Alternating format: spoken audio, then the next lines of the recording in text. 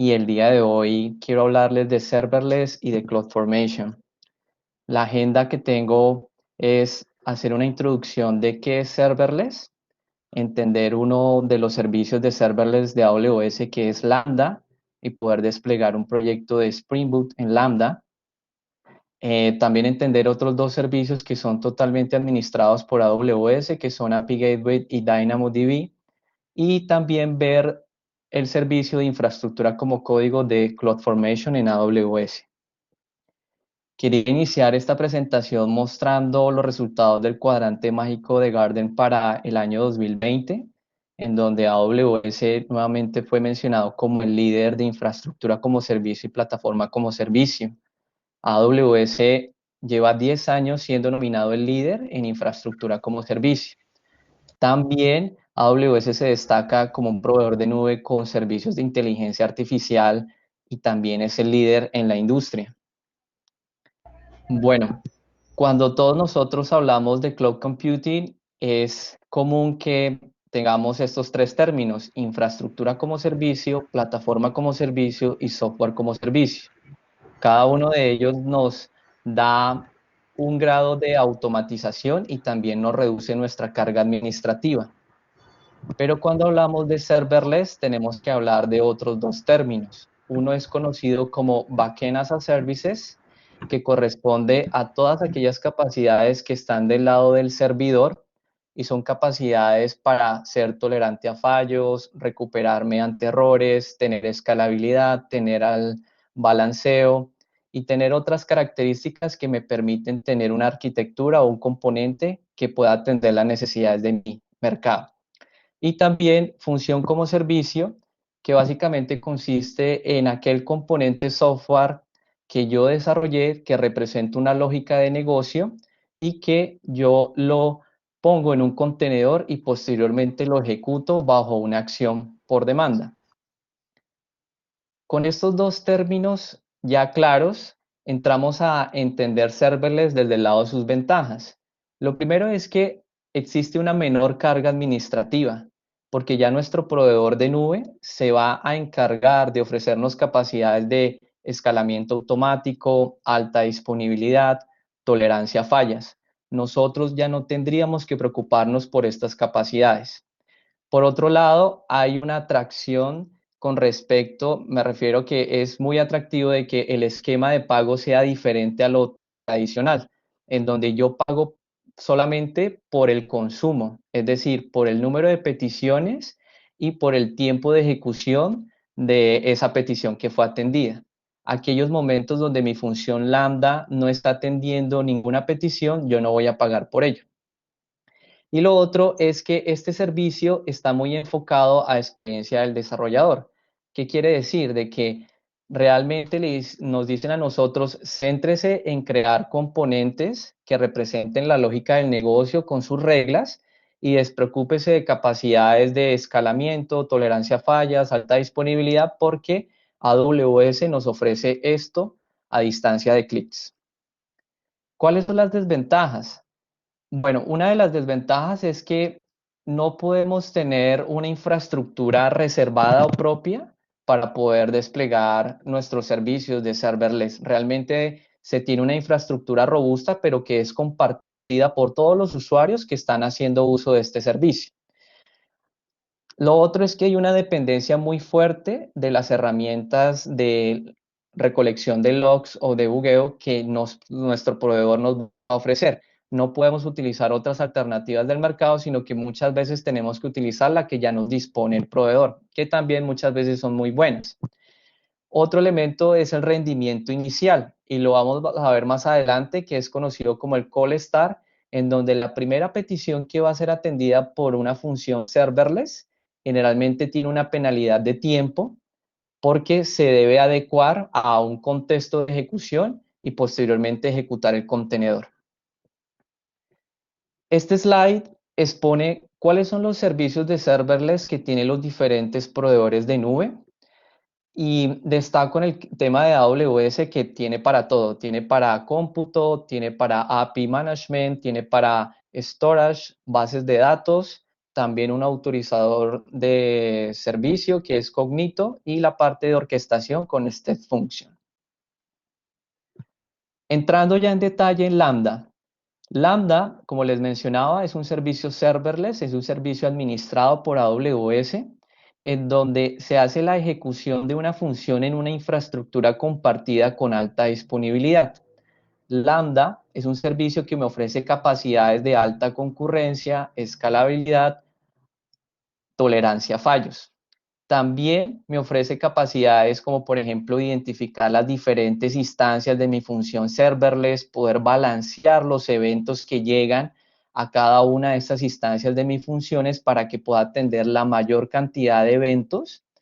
Y lo otro es que está integrado con servicios como CloudWatch y S-Ray para la recolección de logs, de métricas y para ver el flujo del evento dentro de Lambda. También es importante entender qué es una función lambda. La función lambda consiste en la pieza de código que nosotros cargamos a lambda, en donde está nuestra lógica de negocio. Esta pieza de código puede ser en Java, puede ser en Python, en Node.js, .NET y Ruby. Cada vez Lambda ofrece mayor número de lenguajes soportados, lenguajes de programación. También en una función lambda yo especifico un contexto de ejecución que básicamente consiste en la memoria, la CPU, el tiempo máximo de ejecución de una función lambda, unas conexiones a bases de datos, unas variables de interno. Todos estos elementos yo los puedo configurar. Hay una capacidad muy interesante en Lambda que es conocida como layers, que básicamente consiste en que yo puedo extraer todas las librerías y dependencias que tiene mi función Lambda y ponerlas en una capa, y esta capa es compartida por diferentes funciones en su tiempo de ejecución. Lo otro era lo que mencionaba de la atracción del pago, en cuanto yo pago por el número de peticiones más el tiempo de ejecución de mi petición por los recursos consumidos de memoria. Lambda ofrece tres esquemas de comunicación. El primero de ellos es una comunicación síncrona, en donde yo tengo diferentes servicios en el ecosistema de AWS. Por ejemplo, tengo AS3, por ejemplo, tengo API Gateway, que generan eventos que son atendidos por Lambda y posterior Lambda canaliza esos eventos a una función para ser procesados. Cuando finaliza el procesamiento, la función Lambda entrega el evento procesado a Lambda, que posteriormente genera el evento de respuesta para entregarlo al originador. En el evento es propio por el servicio, es decir, que un evento de S3 es diferente a un evento del API Gateway. Y ese evento tiene información del contexto del originador.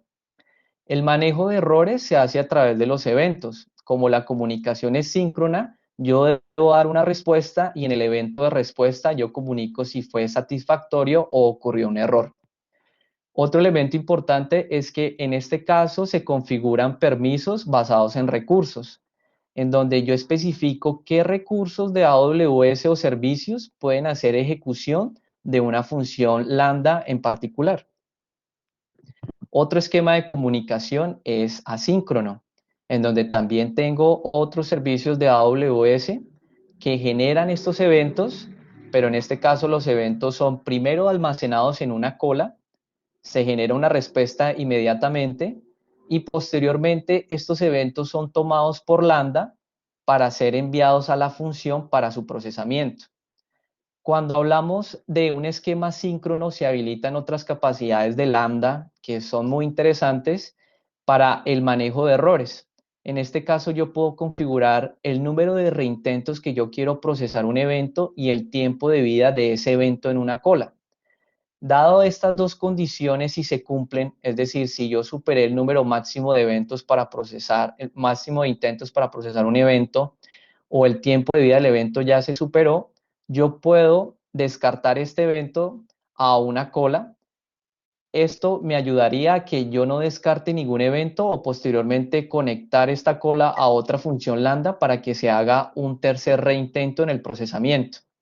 Por otro lado, yo también puedo configurar de que posterior a que se procese el evento en la función, ese ese registro de invocación pueda ser enviado a un destinatario, que puede ser otra cola, puede ser otra función lambda, lo cual me permite de alguna otra forma interactuar con otros servicios del ecosistema de AWS y generar una solución mucho más robusta, con capacidades que están a distancias de clics.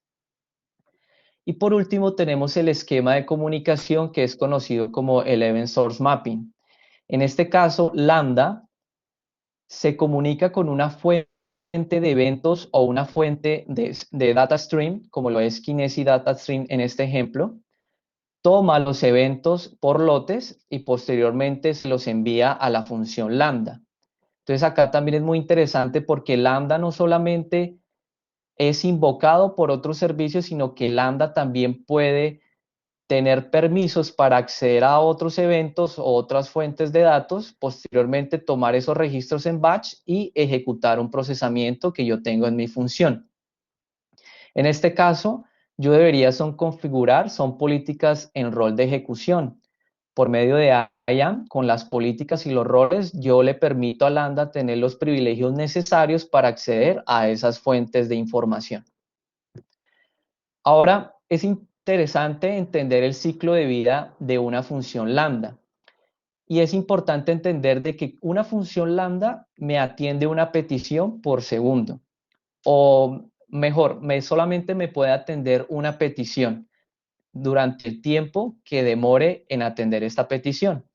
Si en el momento me llega otro evento y Lambda no tiene suficientes funciones disponibles, Lambda realiza el despliegue de una nueva función en un contenedor.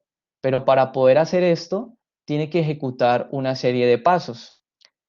El código que yo puse en mi función lambda, la pieza de código, yo la tengo almacenada en S3. Lambda almacena esa pieza de código en S3. Los pasos que realiza Lambda para desplegar una nueva función son conocidos como el call start, porque Lambda lo que realiza es descargar el código de S3, posteriormente configurar un contenedor con el contexto de ejecución, es decir, con la memoria, con la CPU, con el tiempo máximo de ejecución, entre otras características, y poner mi código de la función. Y posteriormente inicializar el contenedor. Todas estas tres actividades las realiza Lambda y es conocido como el call start. Pero adicional hay que sumar la actividad de la ejecución de nuestro código, en donde la sumatoria total corresponde al tiempo de procesar el primer evento que llega a una nueva instancia de mi función lambda. Por otro lado, tenemos ya la llamada de calentamiento. Y esto quiere decir de que cuando ya hayas superado el call start, ya tenga una nueva instancia de mi función, cuando me llegue un nuevo evento y mi instancia pueda procesarlo, no tengo que volver a ejecutar los pasos del call start porque ya tengo mi instancia habilitada, desplegada, y lo que solamente tendría que ejecutar es la lógica de negocio que está dentro de mi función. Hay que tener presente que cuando mis funciones están sin uso, es decir, no les está llegando ningún evento, Lambda posterior a 60 minutos o antes da de baja estas funciones para no gastar recursos que se representan en gastos. Por otro lado, tenemos la concurrencia. Lambda me permite reservar concurrencia y también aprovisionar concurrencia. Y es importante entender que cuando hablamos de concurrencia tenemos que ver los límites. Una cuenta de AWS por región tiene disponible 1000 instancias de funciones lambda que son compartidas por todas las funciones lambda que tengo en esa región. Es decir, que si yo tengo una región de Oregon, 1000 instancias, también puedo tener las 1000 instancias disponibles en otra región de AWS. Yo puedo aumentar el número de instancias hasta 20,000, pero tendría que abrir un caso en AWS en soporte exponiendo las razones. También yo podría especificar un aprovisionamiento de concurrencia, que en este caso es indicar de que cuando se ejecute una función lambda, habilite un número de instancias siempre para atender las peticiones que me van a llegar. Es decir, que habilite siempre 10 instancias Lambda para procesar los eventos que me van a llegar.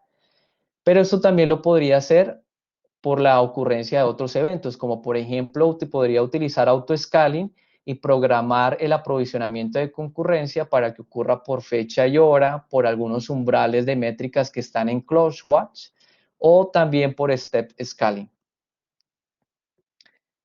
Con este entendimiento de Lambda, vamos a hablar un poco de Spring Boot. Y la razón de por qué hablamos de Spring Boot corresponde que existen ciertas organizaciones que cuando ocurrió el boom de los microservicios optaron por crear estos componentes con Spring Boot. Y Lambda ofrece una alternativa para poder desplegar una función con Spring Boot. En este momento Lambda soporta Java 8 y Java 11.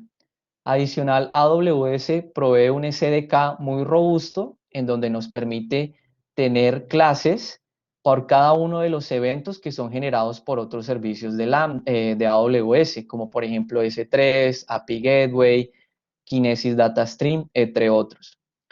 Pero acá hay que tener presente que cuando utilizamos un proyecto de Spring Boot, generalmente es un proyecto que genera un ejecutable muy pesado para Lambda, entre comillas, porque tiene un peso superior a los 20 megabytes. Y este peso tiene una penalidad en el call start, que lo vamos a ver más adelante. Pero en este caso yo también puedo utilizar algunas alternativas que me permiten optimizar la aplicación de Spring Boot, por ejemplo, retirando el web server de Tomcat. Cuando yo despliego un proyecto de Spring Boot en una función Lambda, no necesito Tomcat para desplegarlo. Esto es un elemento que yo puedo retirar en mi proyecto de Spring Boot para hacerlo un poco más liviano. Estas métricas que ven acá las encontré en internet, me parecieron muy valiosas porque muestran un conjunto de pruebas que se hicieron en diferentes frameworks en Java y se desplegaron en funciones de Lambda. En la parte azul tenemos Java puro, es decir, sin ningún framework. En el rojo tenemos Spring Boot y en el naranja tenemos Spring Cloud. Como pueden ver, los tiempos en el caso de Spring Boot llegan hasta casi 4 segundos o un poco más. No, llegan hasta un poco más. Y en este caso, dependiendo de la memoria que yo especifique en mi función lambda, esto tiene un impacto directo en el tiempo de call start. Por ejemplo, si yo inicio con 1024, voy a tener tiempos superiores, pero si yo le aprovisiono más memoria, como podemos ver, se reduce el tiempo de call start a la hora de iniciar un proyecto de Spring Boot.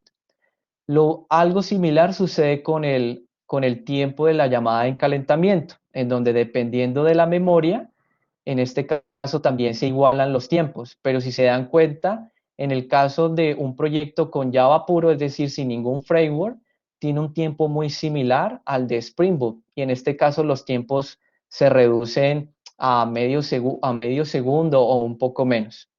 Acá muestran una comparación con Node, que también es muy interesante porque, como lo vimos, una función lambda también puede ser desplegada en Node o en Python, que son lenguajes un poco más livianos y que el tiempo de call start es mucho menor. Entonces, son otras alternativas que nosotros tenemos presentes a la hora de seleccionar cómo desarrollar mi función. Ahora hablemos de API Gateway. API Gateway también es un servicio administrado por AWS, es decir, que yo no me preocupo por el aprovisionamiento, por la alta disponibilidad, por el escalamiento automático. Es un servicio que me permite ofrecer APIs en REST, WebSocket y HTTP y maneja diferentes versiones de mi API. Entonces es como nuestra puerta frontal para recibir las peticiones que llegarían a nuestra función Lambda. También tiene capacidades para controlar el acceso, por ejemplo, se puede integrar a Cognito para validar token de acceso, también controlar la cantidad de TPS, hacer un monitoreo, un caché o controlar ataques de denegación de servicio. Entre los límites tenemos que una API Gateway puede soportar hasta 10.000 peticiones por segundo y 600 APIs por región. Por otro lado tenemos a Dynamo. Dynamo también es un servicio totalmente administrado por AWS. Es una base de datos no relacional y es una base de datos que AWS se encarga de su alta disponibilidad, de su escalabilidad. Es una base de datos muy robusta y muy rápida. AWS necesita que especifiquemos unas unidades de lectura y escritura para que haga el aprovisionamiento necesario del clúster de base de datos que hace Dynamo para soportar unos SLAs de alta disponibilidad, de escalabilidad y demás. Con este tipo de bases de datos yo puedo manejar casos de consistencia eventual de lectura y consistencia fuerte de lectura, en donde son casos que yo necesito conocer el estado más reciente de un atributo posterior a la ejecución de una operación de escritura sobre la base de datos. Dynamo soporta este caso de uso. Acá podemos ver de que Dynamo se consiste en una tabla en donde tiene un conjunto de ítems y cada ítem tiene un atributo. Por último, en Dynamo también tenemos unas llaves de partición y unas llaves de ordenamiento, en donde las llaves de partición se le aplican un hash para determinar en qué partición se va a almacenar el ítem con sus diferentes atributos.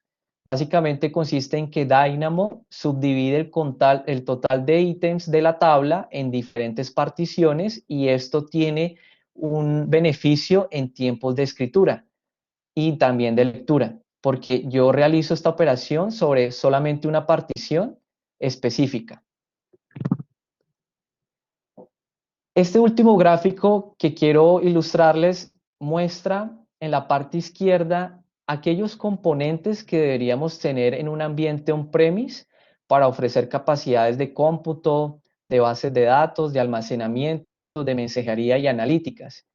Y cada columna que nos movemos hacia la derecha, encontramos un grado de automatización o de reducción de nuestra carga administrativa que nos ofrece AWS. Por ejemplo, en un servidor on-prem podemos tener máquinas virtuales y tendríamos que administrar absolutamente todo, pero podríamos también utilizar instancias de S2, podríamos también utilizar Elastic Beanstalk, podríamos utilizar por último Lambda, en donde Lambda nuestra carga administrativa es mucho menor.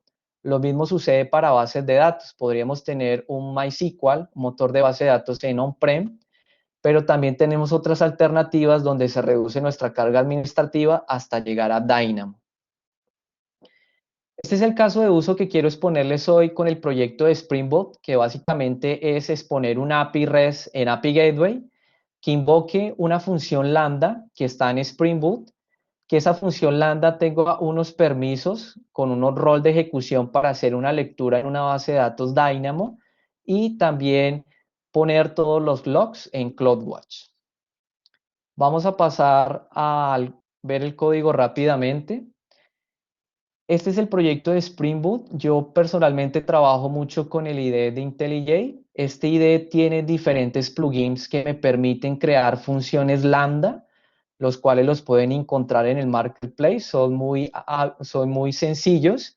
Y en este caso se creó un proyecto Spring Boot utilizando Gradle. Como pueden ver acá en el archivo de Gradle, acá hay un elemento importante que les hablaba que es para excluir Tomcat. Esto tiene un beneficio directo sobre el tamaño del ejecutable, ya sea un .jar o un .zip. Por otro lado, en la estructura de mi proyecto, pues tengo lo que es propio de una aplicación REST.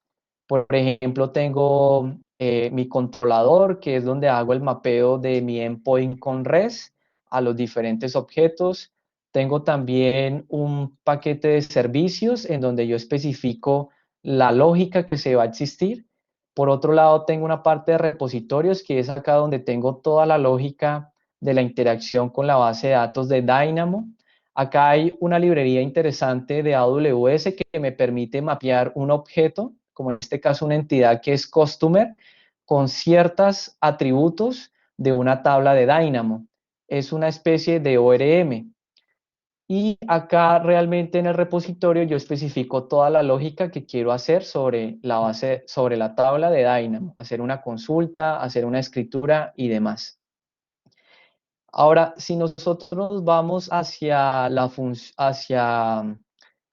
consola web de AWS, encontramos acá en Lambda, tenemos la parte de funciones. Voy a ingresar nuevamente para que lo podamos ver desde cero. En la parte de funciones tengo todas las funciones que tengo disponible, tengo cuál es el tiempo de ejecución y tengo el tamaño. Si ustedes se dan cuenta, este tamaño que tengo acá,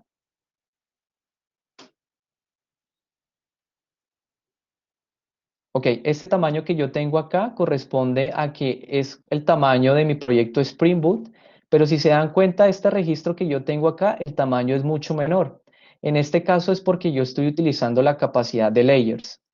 Cuando ingresamos a la función, acá tengo diferentes elementos de configuración, como por ejemplo, cuáles son los originadores de los eventos. En este caso tengo el API Gateway, pero ustedes pueden configurar bastantes. Tenemos a disposición, por ejemplo, IoT, tenemos a disposición Dynamo.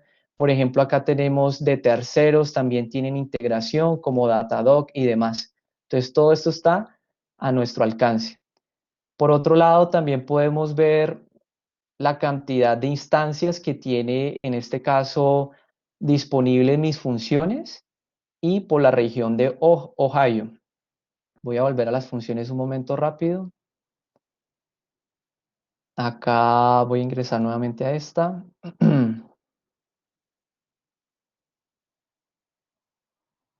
Bueno, acá, por ejemplo, yo especifico el código de la función, que es subir el punto .jar o el punto .zip de Java. En el caso de que utilicen Python, acá podrían ver el código, lo podrían editar. Acá puedo especificar variables de entorno, etiquetas. Acá en la configuración que tiene que ver con el contexto de ejecución, yo especifico el lenguaje, especifico el controlador.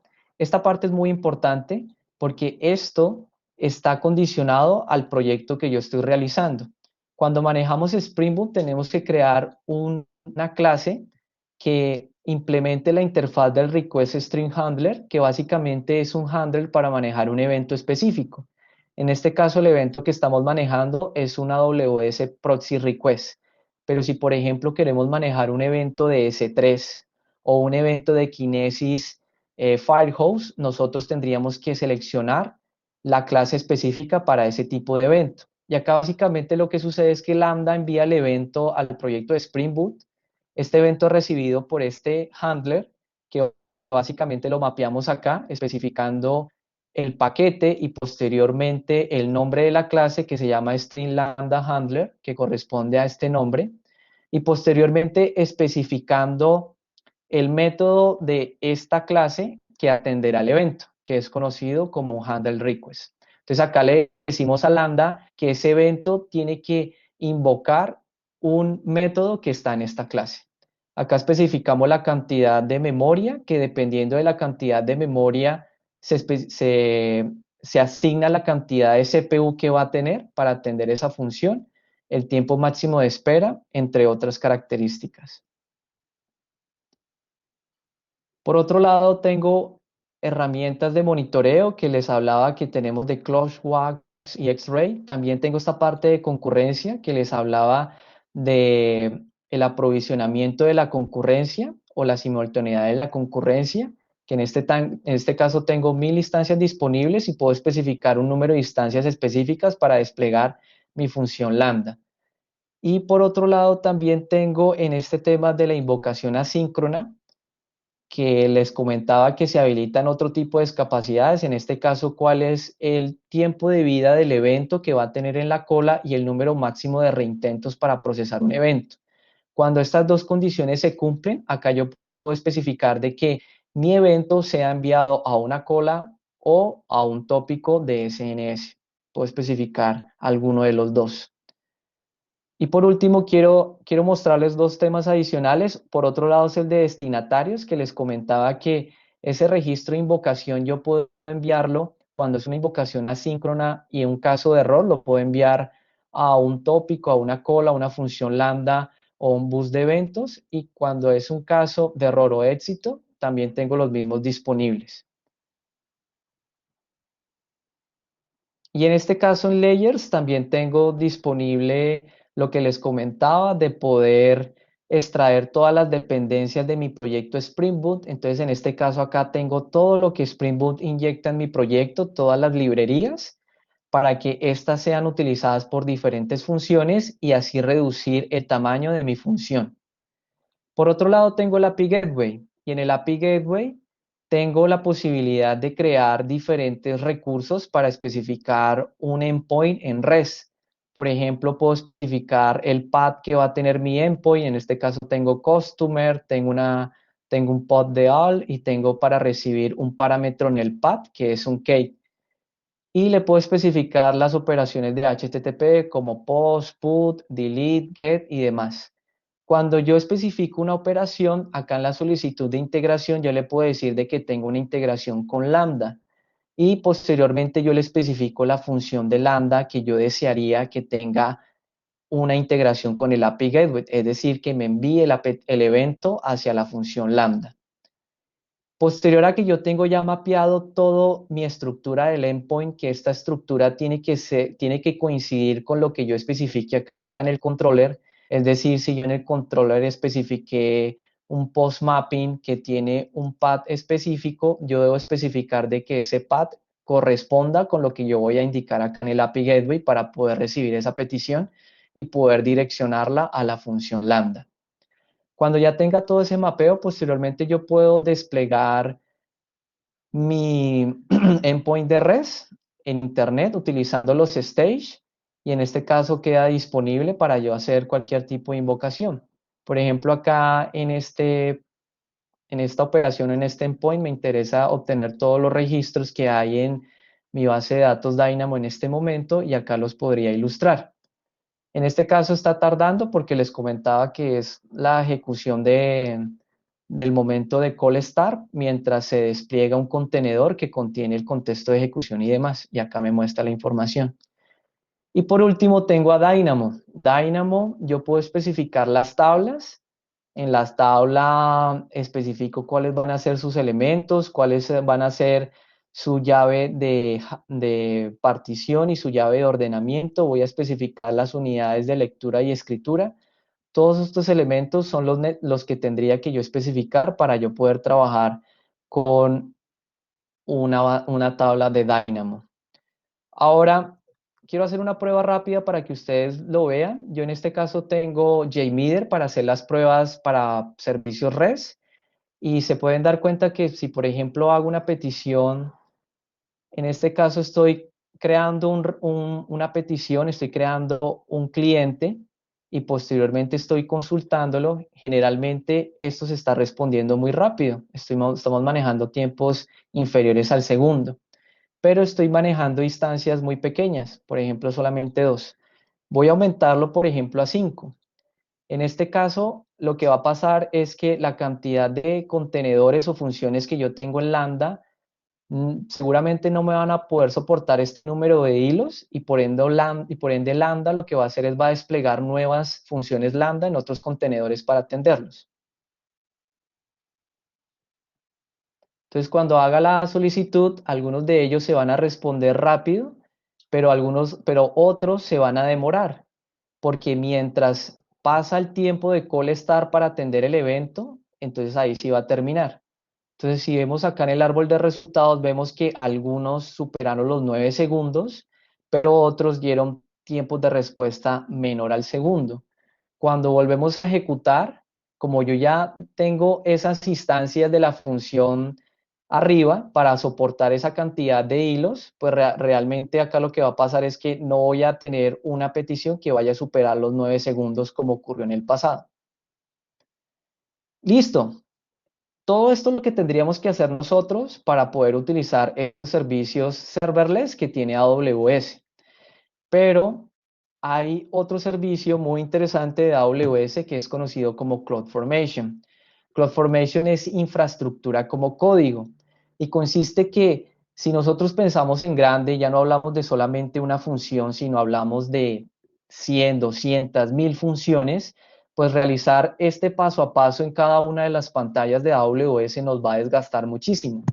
Y CloudFormation es la solución de AWS para crear infraestructura como código. es utilizar todas las ventajas que tiene el código, por ejemplo, el versionamiento, la división de responsabilidades, la reutilización, estandarización, precedencia, para yo aprovisionar o usar servicios que tiene AWS. Es soportado por AWS, maneja una sintaxis propia y una estructura que AWS definió. En CloudFormation podemos tener stacks, en donde en un stack yo puedo definir diferentes recursos que son servicios de AWS que voy a crear, voy a utilizar. Puedo también tener stacks anidados o puedo tener stack set, que los stack sets es para crear recursos en diferentes cuentas de AWS. Y los stacks anidados son los que vemos acá en la gráfica, que lo que me permiten es que yo puedo crear stacks específicos para ciertos recursos de AWS y posteriormente tengo un stack maestro quien invoca cada uno de estos con una precedencia específica para crearlos. Como les mencionaba, tiene una sintaxis, una estructura que generalmente se divide por parámetros, recursos y outputs, y tiene unas funciones intrínsecas y condicionales que podemos utilizar. Y existen ciertos editores que podríamos utilizar para editar estos archivos.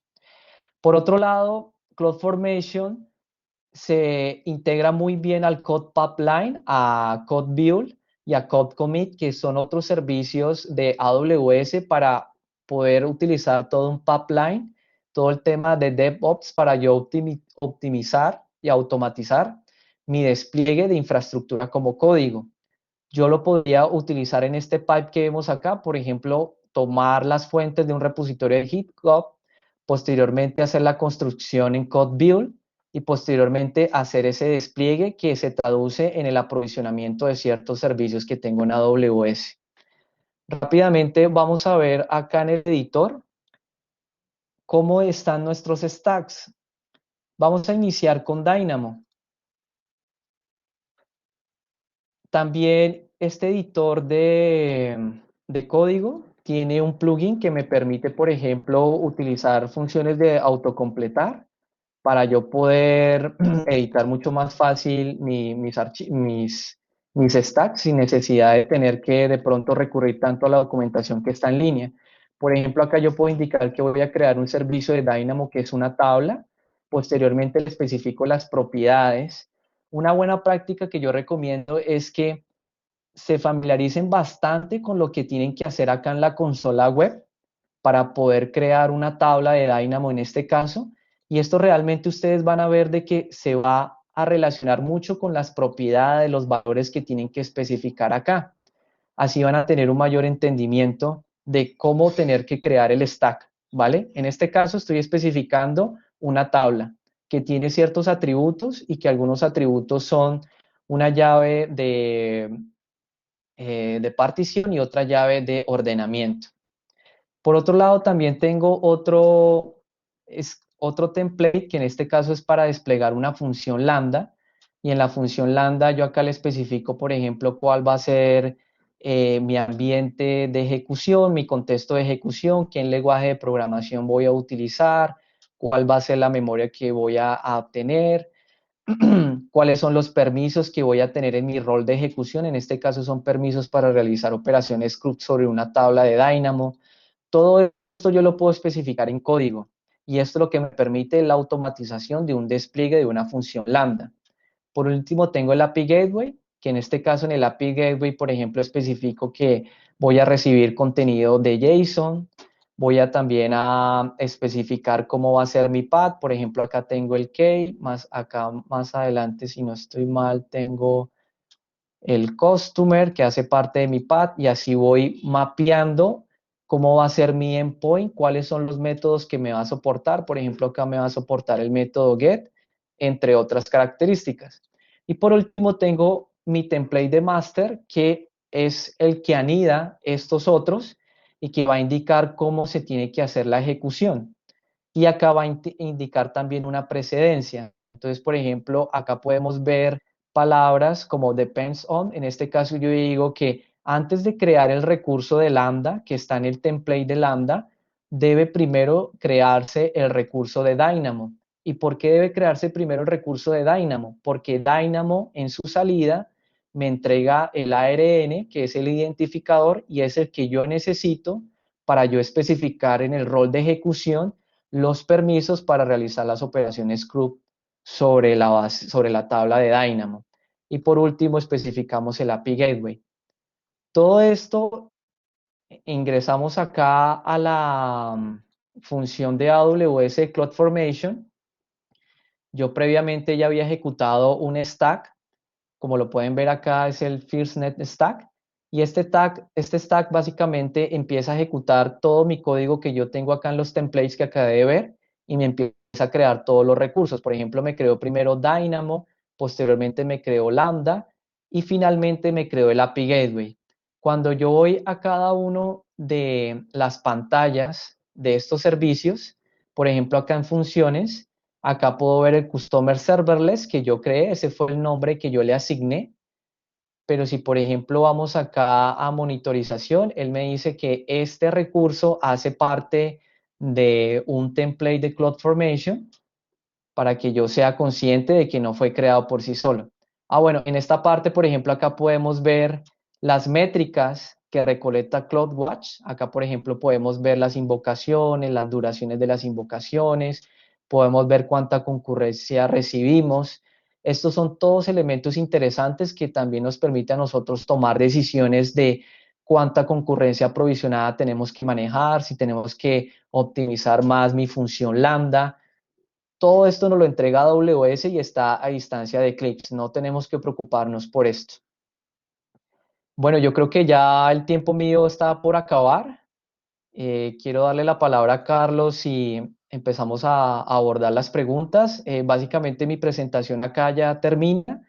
Es una introducción muy rápida a estos servicios, que la invitación que tengo para todos ustedes es que utilicen AWS, lo seleccionen como su proveedor de nube, que tiene muchísimas facilidades, muchísimas capacidades que están a distancia de clics.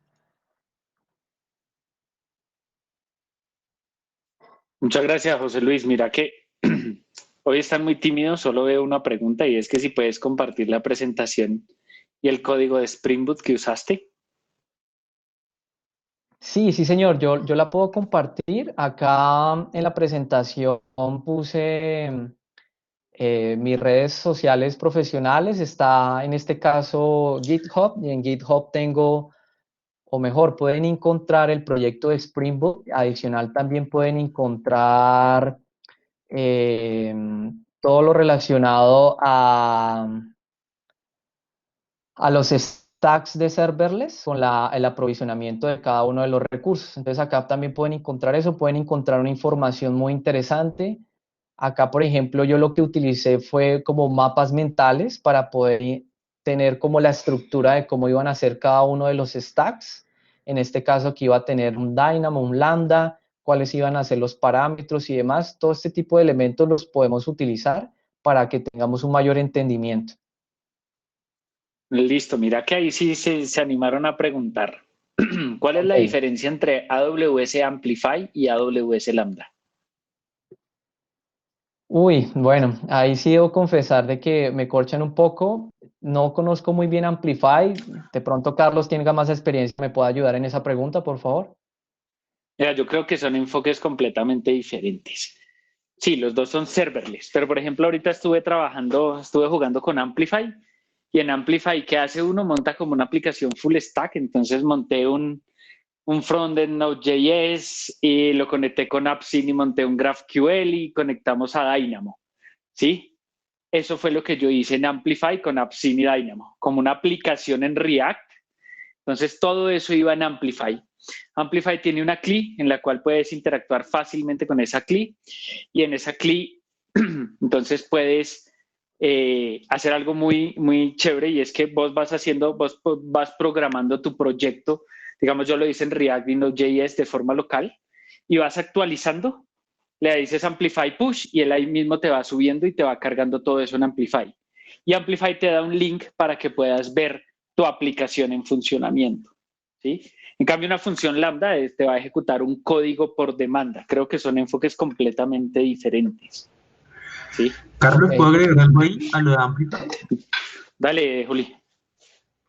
Bueno, Amplify se usa para el lado del front. Entonces, Amplify me va a permitir que yo del lado del front pueda interactuar más fácil con las opciones serverless que me ofrece AWS. Entonces, yo con Amplify puedo integrar con GraphQL, AppSync, puedo integrarlo con API Gateway y pues API Gateway obviamente va integrado con Lambda. Entonces, Amplify me va a ayudar a que desde el lado del frontend yo pueda construir aplicaciones serverless más fácilmente, pero todo eso va detrás soportado por lo que les digo, todos los servicios serverless de AWS. Entonces, Amplify para el frontend y como decía Carlos, con Amplify, por ejemplo, si yo quiero hacer una autenticación en React, yo lo voy a poder hacer con Amplify muy fácil y puedo tener mi autenticación incógnito. Entonces, Amplify lo que va a hacer por detrás es que me va a desplegar todos los recursos relacionados, por ejemplo, si necesito Cognito, si necesito Lambda, me los va a explicar por detrás, pero siempre yo lo voy a usar desde el lado del front. Ahí les compartí uno de los labs que tiene Amazon gratis de Amplify y de hecho, ahorita en las preguntas que haga José Luis y se ganan los créditos, pueden utilizarlos para esa parte de Amplify. Una pregunta es, dice, en términos de performance, ¿cuál es el lenguaje de programación mejor para crear funciones Lambda? Uy, yo creo que hay muchas opiniones a favor de Python como también a favor de Node.js. Creería que estos dos lenguajes son los que están más optimizados, por así decirlo, para poder reducir su tiempo de call start a la hora de iniciar una función lambda. Me inclinaría por estos dos. De hecho, ahí te complemento, hay unos benchmarking que han hecho al respecto. Espérate que lo estoy buscando acá, yo lo tenía. En esos benchmarking lo único que me acuerdo es que el lenguaje que tenía más demoras, por ejemplo, en Cold Start y era el más pesado era Java. Y los que estaban Sí. en primer lugar sí era Python y Go. Ah, ok, Go. Ok. Sí, pero en Java, alguna vez nosotros para un proyecto hicimos como el benchmarking, hicimos pruebas y Java era el que peor tiempo nos daba. Ujú. Es cierto. Dice, Spring Cloud requiere reescribir nuestra aplicación hecha con Spring Boot. Uy, no. En este caso no conozco muy bien Spring Cloud. Conozco muy a profundidad Spring Boot. No podría decirte qué tendrías que hacer ahí para hacer la transición de Spring Boot a Spring Cloud. En teoría yo diría que no debería ser mucho porque ambos están utilizando muchas capacidades que ya tiene Spring como JPA, JMS y demás. Entonces no debería ser mucho el cambio, pero no tengo experiencia haciendo esa migración. Listo, ya cumplimos con el tiempo. La idea es, José Luis, que hagas unas 2 o 3 preguntas de tu conferencia y los primeros en responder acertadamente en el chat se llevan los créditos. Y comenzamos después con Diego. Ok, perfecto. Listo. La primera pregunta que quiero hacerles es relacionada a que cuáles son las dos condiciones que se deben satisfacer para descartar un evento y que sea enviado a una cola dead letter queue. Listo, los primeros ahí que respondan. Y miras ahí vos, José Luis, cuál es el primero que Ah, respondió bien y me das el espérame un nombre, segundo, no estaba pendiente, qué pena. aunque creo que nadie está respondiendo. Ok. Que si la puedes Sí, repetir. cuando estábamos viendo la comunicación asíncrona en el esquema, habíamos hablado de que se habilitan otras capacidades en Lambda que corresponden a poder hacer un reintento de un evento. Esa es una condición y hay otra condición que también se puede establecer y que si esas dos se cumplen, Lambda descarta el evento y lo puede enviar a una dead letter queue. ¿Cuál sería la Entonces, segunda condición? Ok. En ¿cuáles son las dos este caso, condiciones para que un evento se vaya a una dead letter queue en una sí. lambda? ¿Cierto? Correcto. Ahí ya vi que Julián fue el primero que contestó, si no estoy mal. Reintentos y timeouts. Ok. Listo, Bueno, segunda más que pregunta. timeout es el tiempo de vida que tiene el evento en la cola, pero vale, es válido. Listo. La segunda pregunta tiene que ver con, es muy fácil, si por favor me pueden decir un, un servicio del ecosistema AWS que se maneje el esquema síncrono para invocar una función lambda. Listo, ahí ya respondió. Jairo Reyes fue el primero y respondió Dynamo. Ok, perfecto. Vale, y la Listo. tercera pregunta que les hago mención es saber cuál es la capacidad de CloudFormation para poder desplegar recursos en diferentes cuentas de AWS.